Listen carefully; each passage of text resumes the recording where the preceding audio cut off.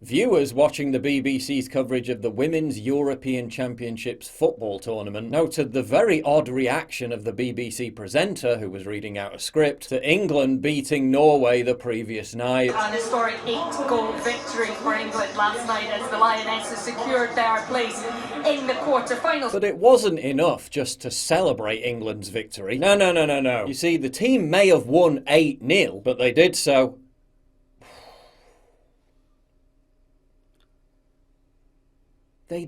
while being white. But all starting 11 players and the 5 substitutes that came onto the pitch were all white. Oh no, the absolute horror. Were all white.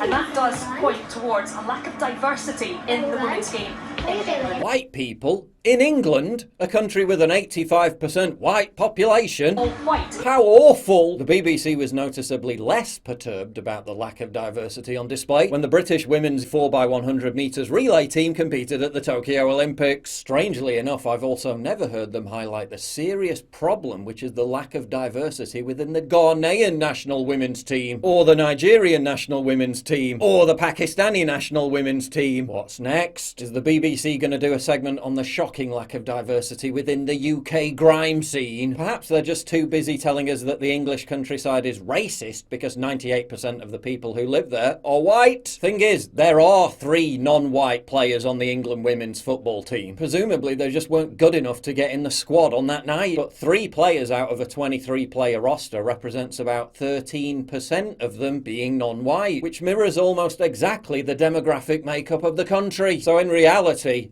by the numbers, they are fairly represented. Bear in mind what happened last summer during the men's tournament, where speculation was rife that England manager Gareth Southgate deliberately chose black players to take crucial penalties in the Euro final against Italy, in an apparent attempt to enforce some kind of try-hard message about diversity, and have the final word on weeks of controversy over players taking the BLM knee before kick-off. Problem being, they both missed the penalties. And England lost the game and the whole tournament. Whoops. Here's a novel concept. Maybe just pick the best players regardless of their skin colour, and stop crowbarring divisive identity politics into a sport which already has plenty of non-white representation, in some kind of desperate extension of your weird agenda to make white people feel guilty about an immutable characteristic.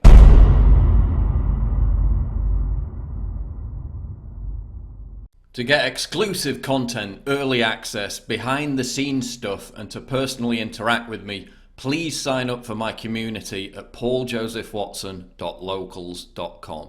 Link in description, and thank you for your generous support.